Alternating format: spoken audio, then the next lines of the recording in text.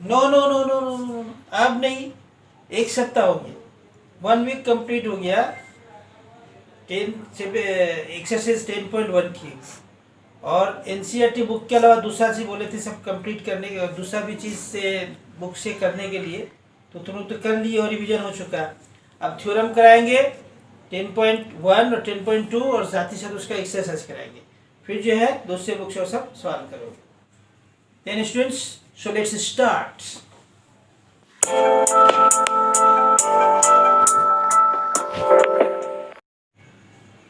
This is theorem number 10.1. The tangent at any point of a circle is perpendicular to the radius through the point of contact. So about this theorem, not the theorem, but what the fact is that I have told in the previous video. So if you have not till watched, then see that one. Here the I button is given. Press it and you will just see that the previous video. तो इसमें हम लोग क्या बताए थे, पहले बता दे रहे कि ये सर्कल है जो बताए थे, और यहाँ टेंजेंट है तो इसके साथ में परपेंडिकुलर हुआ, ठीक है ना। And in that previous video I have also clear so many concept. So the first video is very important to watch. So please watch that video, then you can understand the theorem here very well. तो पहले हम लोग देखते हैं, first we are seeing that perpendicular means when a line is right angle, when a line is standing on another line at right angle, this line is called perpendicular. तो ये perpendicular जो होता है, किसी लाइन के ऊपर जो दूसरी लाइन इस तरह से खड़ी हो कि यहाँ पर 90 डिग्री बने. तो 90 डिग्री कब बन सकता है? देखो, एक लाइन है, बाहर में एक तो पॉइंट है, इस पॉइंट से, इस सिंगल पॉइंट से हम लोग बहुत सारा लाइन इसके ऊपर ड्रॉ कर सकते हैं, बहुत सारा लाइन हम लोग इस पर ड्रॉ कर सकते हैं. ठीक, इन सब लाइनों में एक लाइन होगा जो परपेंडिकुलर होगा. तो which line will be the perpendicular? The line which is the shortest one, क्योंकि बाद बाकी जो भी जो बड़ा होगा वो कभी भी परपेंडिकुलर नहीं हो सकता है. जो शॉर्टेस्ट डिस्टेंस होता है, मतलब इस पॉइंट से इस लाइन तक जो शॉर्टेस्ट डिस्टेंस होगा वही परपेंडिकुलर होगा. ठीक, तो इसीलिए हम लोग को इस थ्योरम, इस आइडिया को हम लोग को रखना पड़ेगा. ये जो कंसेप्ट है कि किसी पॉइंट से परपेंडिकुलर एक दूसरी लाइन पर कौन सा लाइन होता है, जो सबसे छोटी लाइन होती है, वही एकमात्र परपेंडिकुलर होगा, दूसरा कुछ नहीं होगा. तो इसी कंसेप्ट को लेकर के हम लोग यहाँ पे इस थ्योरम को क्लियर करेंगे तो हम लोग का हो जाएगा ये.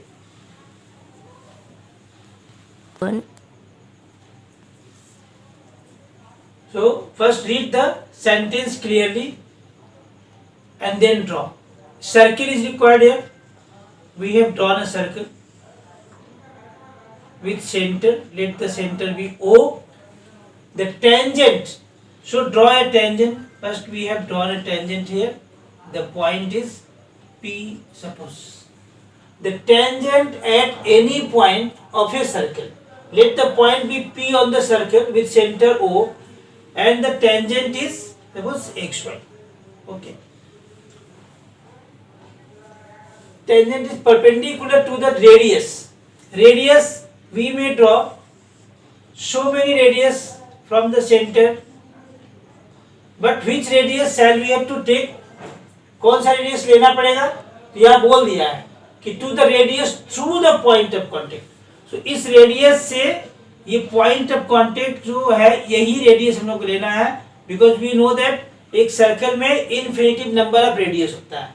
लेकिन यहाँ सेंटेंस को ठीक से देखो, क्या है? Perpendicular to the radius through the point of contact. तो पॉइंट ऑफ कांटेक्ट से जो रेडियस आ रहा है उनको उसी को लेना पड़ेगा. अब ये 90 डिग्री हमको प्रूफ करना है. तो हम लोग यहाँ पर कैसे प्रूफ करेंगे? तो फर्स्ट हम लोग कोई भी तो दूसरा पॉइंट इस एक्स वाई पर ले रहे हैं. सपोज मान लो यहाँ पे हम लोग लिए क्यू, ठीक, और ओ क्यू को यहाँ से हम लोग मिला दिए. अब जब ये हम लोग जानते हैं क्लियरली है कंसेप्ट की, टेंजेंट जो केवल एक ही पॉइंट को टच कर सकता है और tangent intersect the circle eight single point only. So P is the only point on the circle if any other point you are taking on the line on the tangent xy, that will be outside the circle. तो ये point circle से बाहर ही पड़ेगा, क्योंकि एक और सिर्फ एक पॉइंट ही सर्कल पर हो सकता है, इसलिए जो बाहर जो भी पॉइंट लेंगे वो सर्कल से बाहर होगा। तो सर्कल को 100% बाहर जाएगा तो सर्कल को काटते हुए जाएगा। सपोज यहाँ पे हम लोग कोई भी एक पॉइंट ले लेते हैं, यहाँ पे ले लिए हम लोग ए ले लेते हैं, ठीक।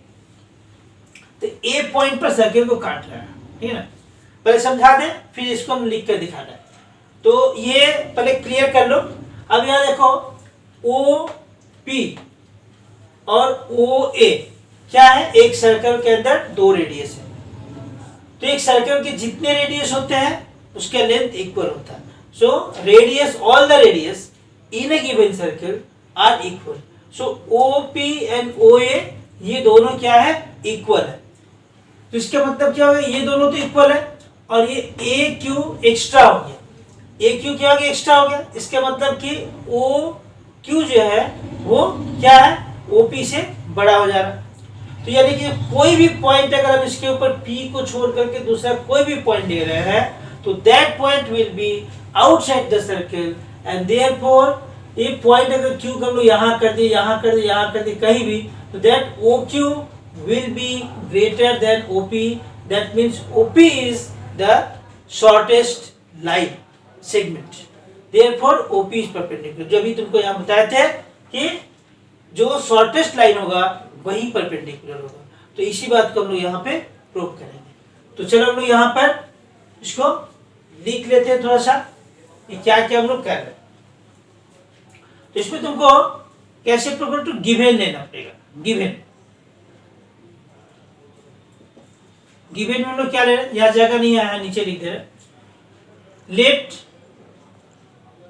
P be any point on the circle with center O. P be a point, any point on the circle with center O, and xy is the tangent through P.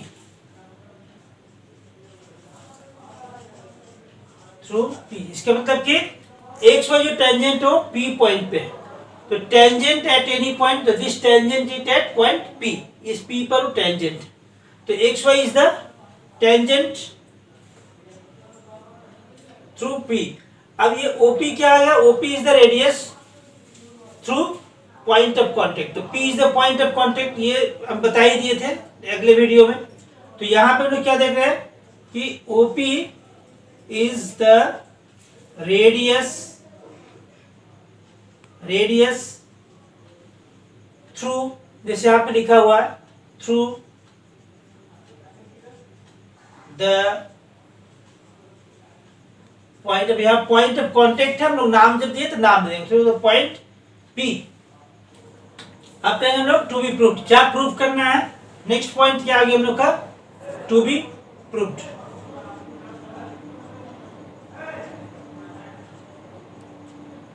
OP क्या प्रूव करना है, OP is perpendicular to PY भी लिख सकते हो या XY tangent भी लिख सकते हो, ठीक है ना।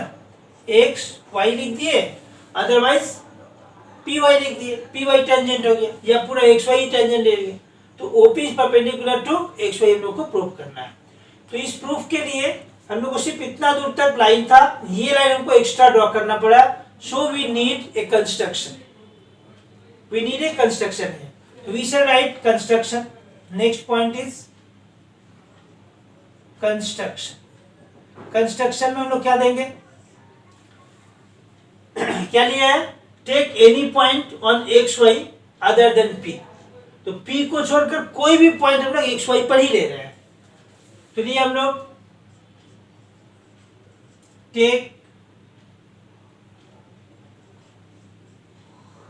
other point but take any other point ले लो, take any other point on X Y other than P, other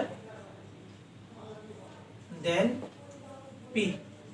तो पी को छोड़ करके कोई भी तो दूसरा पॉइंट ले लो, ठीक। अब पी को छोड़ करके जब कोई भी दूसरा पॉइंट ले रहे हैं तो अब हम लोग यहाँ पे प्रूफ में आ जाएंगे, ठीक है ना। तो प्रूफ के लिए हम लोग आगे कर रहे हैं प्रूफ। तो प्रूफ में हम लोग क्या लेंगे, क्यू जो पॉइंट है वो पी के बाहर होगा, ठीक है ना। तो लिखेंगे हम लोग, सिंस अ टेंजेंट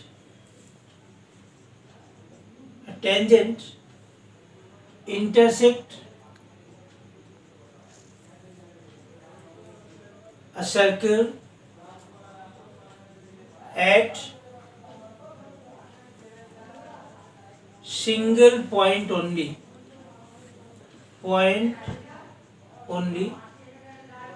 therefore क्या आ जाएगा,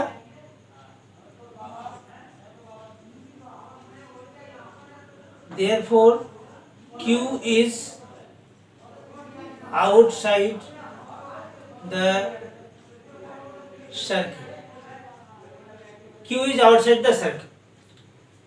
Let this there, therefore it will intersect circle. No. The line OQ intersect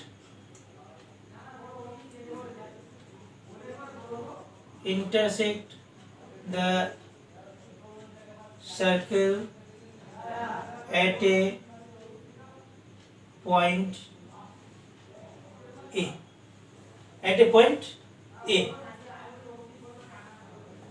अब यहाँ पे दूसरा लो, OP is equal to OA। Why OP is equal to OA? Because the two are the radius of same circle। तो हम सीधा लिख देंगे, reason देंगे यहाँ पर,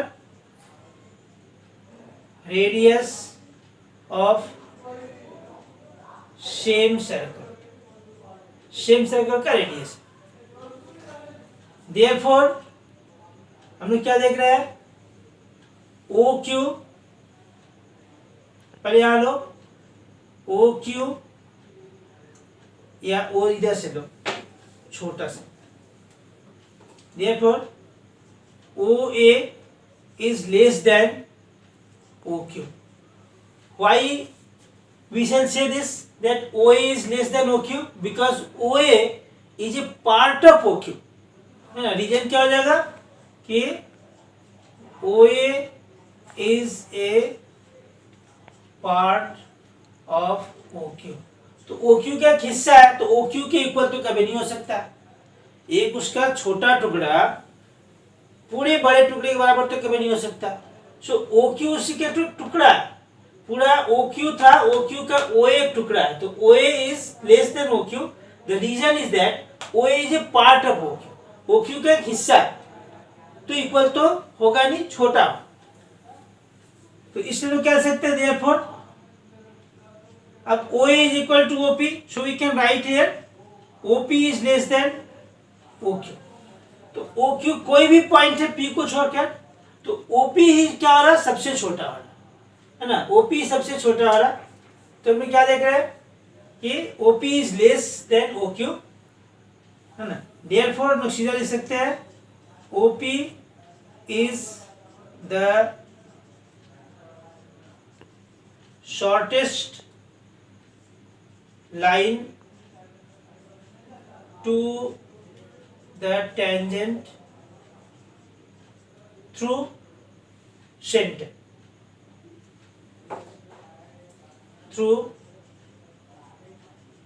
सेंटर से होते हुए ये सबसे छोटा है। तो प्रूफ हो गया यहाँ पे, क्योंकि पहली बार देता है कि सबसे छोटा होगा तो वो क्या होगा, परपेंडिकुलर। सो यहाँ पे हम डायरेक्ट लिख सकते हैं यहाँ, therefore OP is perpendicular to X Y. ये हो गया हम लोग का प्रूव्ड। वंस अगेन एक बार फिर कह रहे तुम लोगों से कि कंसेप्ट को क्लियर करना जरूरी है, और टेंजेंट से रिलेटेड कंसेप्ट हमने इसके पहले वाले वीडियो में कर चुका है, इसलिए तुम लोग को इसके पहले वाले वीडियो को देखना अति आवश्यक है। और केवल मान लो कि ओपन किए और बस हो गया, तब तो क्या, उसको पूरा देखो, मैटर समझ में आएगा। इतना सुंदर और इतनी अच्छे ढंग से शायद ही तुम लोगों को कोई समझाता हो। तुम लोग वीडियो पूरा देखो, समझ में आ जाएगा। एक बार देखोगे और तुमको जिंदगी भर याद रहेगा कि इसका क्या कंसेप्ट होता है। और आगे कोई भी चीज टेंजेंट से रिलेटेड जब पढ़ाया जाएगा तो क्लियरली समझ में आएगा कि हाँ क्या क्या क्या कहा जा रहा है। इसलिए उसको देखो। और एक चीज और बता दें कि सब्सक्राइब तुम लोग का पूरा नहीं हो रहा है, बेल आइकन भी नहीं दबा रहे हो। यही कारण है कि तुम्हारे पास जो है फर्स्ट नोटिफिकेशन नहीं पहुंच रहा है, जिसके चलते तुम लोग जो है सही ढंग से नहीं कर पा रहे। तो सब्सक्राइब जरूर करो, साथ ही साथ जो है अपने दोस्तों के बीच दूसरों को शेयर भी करो, ये तो बनता ही है। और बेल आइकन दबाना कभी नहीं भूलोगे, ताकि कोई भी मैं वीडियो बनाऊं तुम्हारे क्लास से रिलेटेड हुआ या और भी शॉर्ट ट्रिक्स में देने वाला हूं, इसके बाद में बहुत तरह का चीज जो, लेकिन तुम लोग अगर पहले सब्सक्राइब नहीं करोगे तुम्हारे पास नोटिफिकेशन पहुंचे कैसे? हम क्या दे, कमेंट्स तुम्हारी तरफ से कुछ ज्यादा से ज्यादा कमेंट्स भेजो, तब तुमको लगेगा तुमको किस चीज की जरूरत है, क्या शॉर्ट ट्रिक्स चाहिए, किसमें शॉर्ट ट्रिक्स चाहिए, या कौन सा चैप्टर इसके पास करना है, तुम्हें कौन सी जरूरत है। हो सकता है कि चैप्टर तुम्हारे स्कूल में पढ़ाई हो गया है, तुम और भी कहीं देख रहे फिर भी समझ में नहीं आ रहा।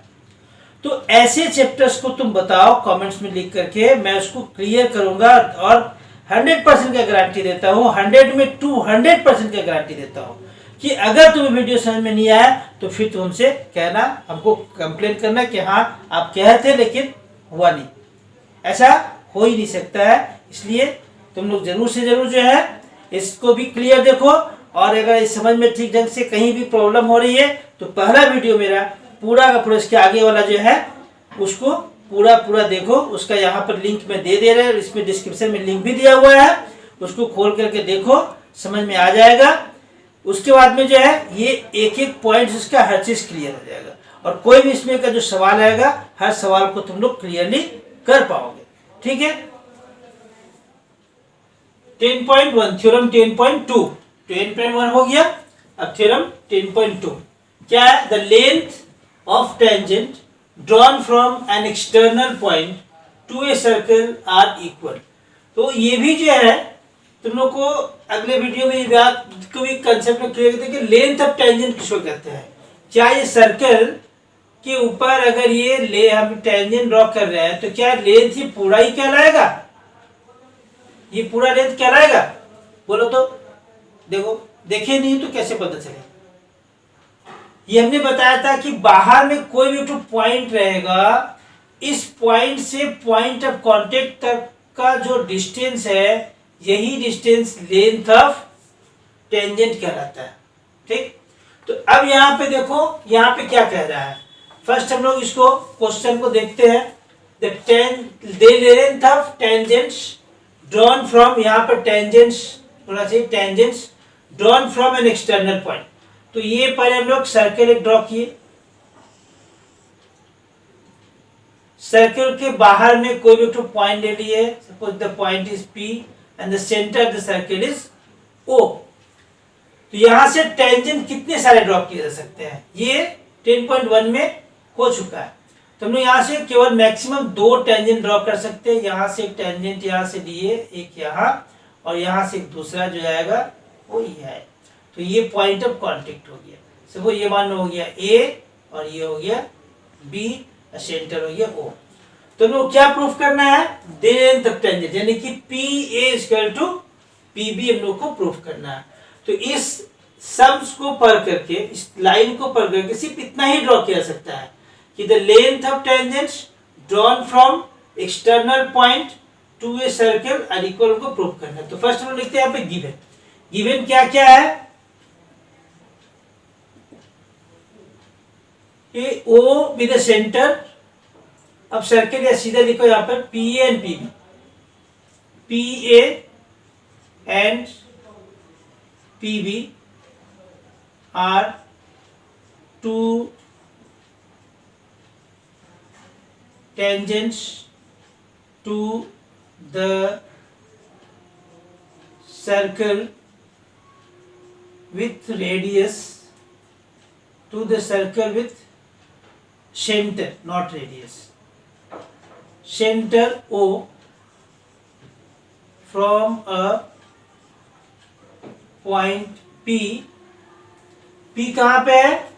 तो external, from a point P external to, from a point P. चलो P क्या है? एक्सटर्नल या आउटसाइड द सर्कल लेट. चलो यहाँ पे हम लोग आउटसाइड द सर्कल. ठीक, outside the circle external point हो गया. तो ये हो गया गिवन. तो इसमें हम लोग को क्या प्रूफ करना है? यहाँ लिखेंगे रिक्वायर्ड टू बी प्रूव्ड, ये टू बी प्रूव्ड. क्या प्रूव करना है? P A equal to P B, ये हम लोग को प्रूफ करना है. तो इस प्रूफ को करने के लिए भी हम लोग को कुछ कंस्ट्रक्शन चाहिए, ठीक है ना. तो इसमें हम लोग को कंस्ट्रक्शन की जरूरत है. क्या कंस्ट्रक्शन लेंगे तो प्रूफ हो जाएगा? तो हम जानते हैं कि साइड में प्रूफ करेंगे ट्रेंगल, है ना. उस दिन भी बताए थे कि उसमें ट्रेंगल से बहुत जगह जरूरत पड़ता है. तो ट्रेंगल हम लोग कैसे, फर्स्ट में क्या करेंगे, यहाँ पर O और A को ज्वाइन कर दिए, फिर O और B को ज्वाइन कर दिए, और फिर यहाँ से OP को मिला दिए यहाँ से, ठीक है ना. OP को ज्वाइन कर दिए. तो हम लोग ने यहाँ पे क्या कंस्ट्रक्शन किया? OA and OB are drawn and O and P are joined. तो ये हम लोग का कंस्ट्रक्शन है. तो चलो कंस्ट्रक्शन लिख लेते हैं.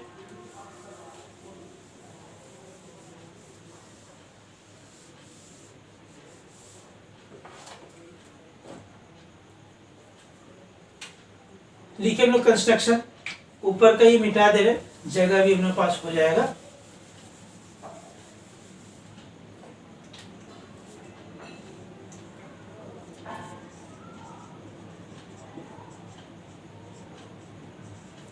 कंस्ट्रक्शन क्या लिए हम लोग? OA and OB, OA and OB are drawn and OP is joined. OP को हम लोग ज्वाइन कर दिए. ठीक, अब हम लोग आ जाएंगे यहाँ पे प्रूफ में. प्रूफ, तो प्रूफ यहाँ पे हम लोग क्या कर रहे हैं? देखो कि यहाँ पे ट्रेंगल बना OAP और जैसे OPB.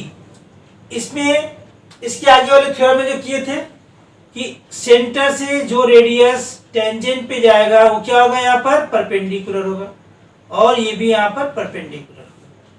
तो इसका मतलब क्या हो गया? राइट एंगल ट्रायंगल हो गया. और इसका अपोजिट ये वाला हाइपोटेन्यूज होगा, इसका अपोजिट ये हाइपोटेन्यूज हो गया. तो हम लोग यहाँ पे जब राइट एंगल आ गया तो हम लोग RHS से प्रूव कर सकते हैं. RHS क्या होता है? RHS right angle, hypotenuse and side. तो देखो यहाँ पर ये राइट एंगल है, ये उसका हाइपोटेन्यूज कॉमन है, so equal, and OA is equal to OB other side. ये क्या है? इक्वल है because of the radius of the same circle. तो दोनों ट्रायंगल क्या कॉन्ग्रुएंट हो गया, देयरफॉर OA ना PA is equal to PB prove हो गया, है ना, बाय सिंप्लिसिटी. तो चलो हम लोग इसको लिख लेते हैं. तो क्या हो गया यहाँ पर? इन ट्रायंगल्स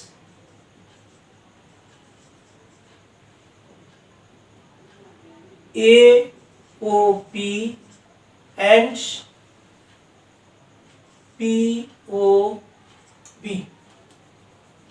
POB. क्या है? OA is perpendicular to AP and OB is perpendicular to PB. Reason क्या देंगे हम लोग कि पास कर रहा है ये थ्योरम, बाय थ्योरम हम लोग कर सकते हैं. डायरेक्ट यहाँ लिख दो बाय थ्योरम 1, बाय थ्योरम, हमने थ्योरम से स्टार्ट. इस थ्योरम से नहीं, अगले वाले थ्योरम से.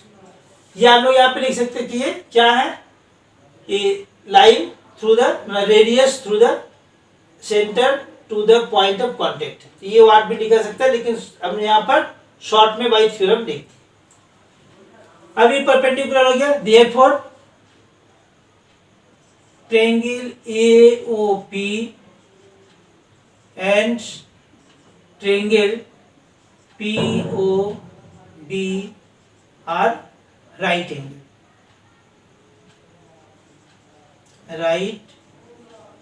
एंगल, ये जो है राइट एंगल ट्रायंगल है। तो अब यहाँ पे आ जाओ कि OP, तो ये यहाँ पे राइट एंगल हो गया, इसका मतलब क्या हो गया, ये आर कंप्लीट हो रहा है। अब देखो OP इजकल टू OP, हम लोग यहाँ पे हाइपोटेन्यूज वर्ड यूज कर सकते हैं, hypotenuse OP equal to OP, common हो गया ये कॉमन, तो ये जो है H कंप्लीट हुआ, और उसके बाद में OA इजकल टू OB, ये OA इजकल टू OB क्यों हो गया, तो ये radius of the same circle, radius of the same circle, तो ये हो गया हम लोग का एक तो S। Therefore triangle AOP is congruent to triangle POB, ये कैसे हो गया, by RHS, right angle hypotenuse sides, ठीक है ना। जब ये इक्वल हो गया तो हम लोग क्या लिख सकते हैं कि जो अदर साइड है CPC से हम लोग उसको लिख सकते हैं ना। तो हम लोग यहाँ पे क्या लिखे, therefore PA equal to PB CPCT, ठीक है, congruent parts of the congruent triangles. तो इससे ये प्रूव हो गया, तो हम लोग का ये प्रूव हो गया ये ना।